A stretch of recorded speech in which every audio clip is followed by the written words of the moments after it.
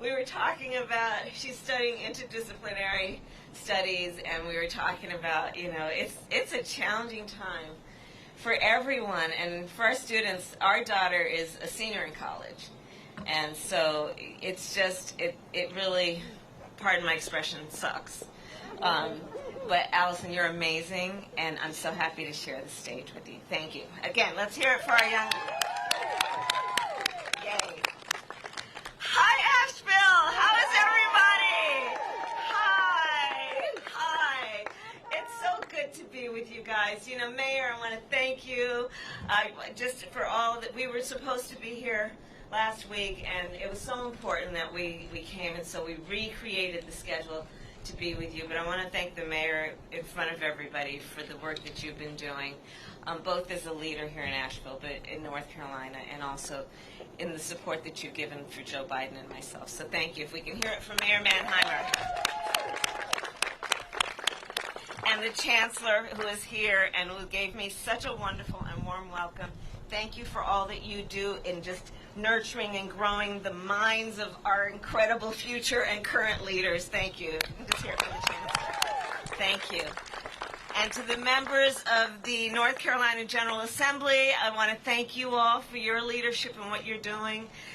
We have the Chief of the Eastern Band of Cherokee Indians, Richard Sneed. I want to thank him. I'm going to thank the Buncombe County Commissioners and City Council, the Buncombe County Sheriff Quentin Miller, and all of you. Thank you.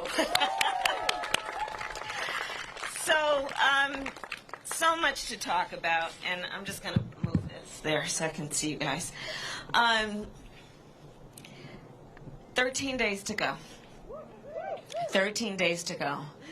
And we cannot spare a minute, sister and brothers. We cannot spare a minute in terms of everything that I know everyone here and around our country is prepared to do, as Joe Biden says, to fight for the soul of our nation. And that's really what's going on, right? It's about fighting for the soul of our nation. It's about knowing we deserve more and we are better than this. And there's so much that happened even before COVID struck.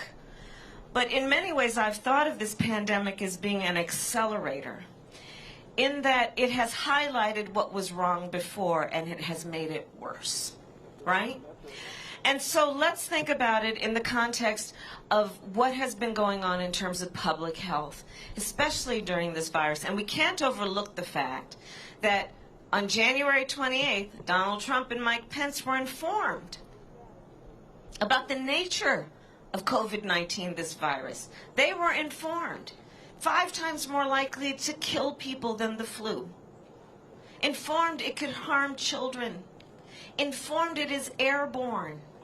Can you imagine what the families of Asheville, what the families of North Carolina could have done with that information on that date? To prepare, be it to stock up on toilet paper, or to plan, because we know that the vast majority of Americans don't have more than $1,000 in savings. And what folks might have done to prepare, knowing that it's predictable that they may not be able to go to work for a while. And sadly, we still have so many workers in America who don't have paid sick leave and paid family leave. But he didn't tell us. They sat on that information. They covered it up. And instead, the President of the United States, the Commander-in-Chief, whose first responsibility should be to keep the American people safe, sat on this information and suggested to the American people, you're on one side of his ledger if you don't wear a mask, and on the other side of his ledger if you do. And now we're looking at a situation where over 220,000 Americans have lost their lives in just the last several months, many of whom have families, and they could not even see them and hold their hands and touch them in their last days on this earth. We now have a situation where over 8 million people have contracted this virus. having untold long-term health consequences, including what doctors are telling us, lung scarring, things of that nature. And in the midst of all of this, the public health crisis, you've got Donald Trump and his boy Bill Barr in the United States Supreme Court. This is stranger than fiction. Have you ever heard that expression, fact is stranger than fiction? We're living it. We're living it, sister. And so what are we seeing? Right now, in the midst of a public health pandemic, Donald Trump and Bill Barr are in the United States Supreme Court trying to get rid of the Affordable Care Act that President Obama and Vice President Biden made happen, that brought health care to over 20 million Americans. And if they are successful, it is estimated at least 23 million Americans will lose their coverage. You know, there's this weird thing, I think, actually, about a couple, but this thing about Donald Trump, this weird thing, he's got this weird obsession with wanting to get rid of whatever President Obama and Vice President Biden created. It's just this weird obsession, right? So the other thing is that if he's successful in getting rid of the Affordable Care Act, remember, it put in place protections for people with pre-existing conditions. If you know anybody who has diabetes, asthma, high blood pressure, breast cancer, and now we're talking about 8 million people who have a pre-existing condition called COVID, and they're trying to get rid of it. That alone is reason to know that he is incapable of being a president who will protect the well-being and health of the American people, and that's why he's got to go. We're looking at a situation, again, this pandemic has been an accelerator. We're looking at a situation where over 30 million Americans had to apply for unemployment insurance, many of whom, again, did not have paid sick leave, did not have paid family leave. And they're trying to push through a Supreme Court nominee in what I call an illegitimate process, because, by the way, we're not talking about election season. We're not talking about election year. We're talking about an election that is taking place right now where over 20 million Americans have voted, and the election will be over in 13 days, and the majority of the American people are saying, let the American people decide who will be their president. And then that is the person who should decide who will fill a lifetime appointment to the highest court in our land. But yet they're trying to push through this nomination. I serve, as Allison told you, on the Judiciary Committee. I will say publicly I will oppose her confirmation for a number of reasons that include the illegitimacy of the process, that include the right of women to make decisions about their own body and their own reproductive health care, that include the need to maintain the Affordable Care Act, but they're pushing this thing through. Now, while there is a bill sitting on a desk that's been sitting there for 150 days called the HEROES Act, that would bring relief to all of these people who are suffering right now, who are in food lines for hours. The 1 in 5 mothers in America who is describing her children under the age of 12 as being hungry, who need an expansion of what we're fighting for in that bill. SNAP benefits, you know what that is? We used to call it food stamps. It's what people need when they're hungry. But they're pushing through this nomination instead of the Senate Republicans saying, vote on that bill, including one senator from this state. You know what I'm talking about. So this is what we're seeing, and this is why we need Joe Biden to be elected President of the United States. Because on the one hand, you have Joe Biden, who was one of the creators and one of the reasons that we have the Affordable Care Act, who will make a commitment, has made a commitment to you, North Carolina and the American public, that he will expand coverage, that he will expand health care, bring down the cost of premiums, bring down the cost of prescription drugs, lower Medicare eligibility to age 60. He is saying, I will expand health care, understanding for too long we've been pretending health care is about a body that starts from the neck down, but we need to also deal with health care from the neck up. That's called mental health care. And on the other hand, you have Donald Trump, who's trying to sue to get rid of it. On the one hand, you have Joe Biden, who says, you want to talk about how we measure the success of the economy? Well, we measure the success of the economy based on the health and well-being of working families in America. On the other hand, you have Donald Trump, who passed a tax bill benefiting the top 1% and the biggest corporations of America, which will lead to a $2 trillion deficit.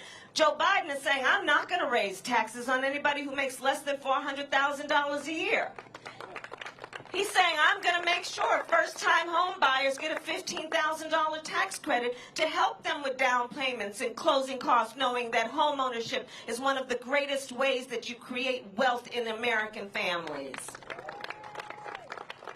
On the one hand, you have a Joe Biden who says, we've got to deal with supporting the public schools of America, and we will triple Title I funding for those schools that are in the highest needs communities with the lowest tax base, because the children of those communities have a God-given capacity to be nurtured and to thrive, but we need to give them the resources. On the other hand, you have a Donald Trump who put Betsy DeVos in office.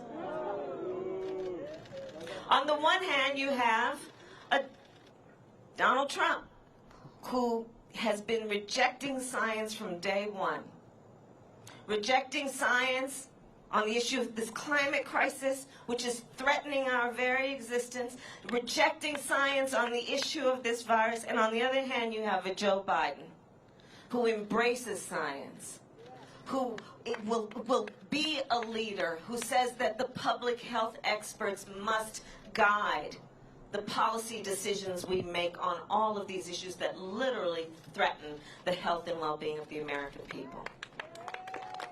So there are very clear choices here. And the bottom line is, I do believe the outcome of this race will, in very many ways, be decided by you, North Carolina. It will be. And in that way, the choices and the decisions you are making will impact people around the country. In that way, what you are doing to vote, and vote early, is going to impact people that you may never meet and people who may never know your name, but whose life will forever be changed because of what you are doing. And so I'm here in North Carolina, 13 days, back in North Carolina, but 13 days before this election to thank you for what you all have already done and what you're committed to do. And this issue before us of who will be the next president of the United States has everything to do with fixing the problems, but it also has to do with restoring in our country what we know to be our highest ideals, around unity, around bringing folks together, around rejecting these notions of fear and hate and division, of doing what we know we have had the capacity and have the capacity to do, to regain our standing in a way we can feel good about the future of our children and our nation. All of this is at stake right now. And Joe and I are actually particularly proud. I was doing some interviews earlier. We're proud of the fact that ours is a campaign that has probably built one of the broadest coalitions of any campaign in recent history. We've got the support, yes, of Democrats and Republicans and independents, people of all walks of life, all races, right? Because we know that to strengthen our country, to take back the soul of our country, it's about all of us. And all of us being a part of where we go and where we need to go and where we can go. So I want to thank you, Asheville, for all that you were doing. 13 days to go. We don't want to look back in 14 days and have any regrets. You know? And I guess my last point is this. This moment will pass.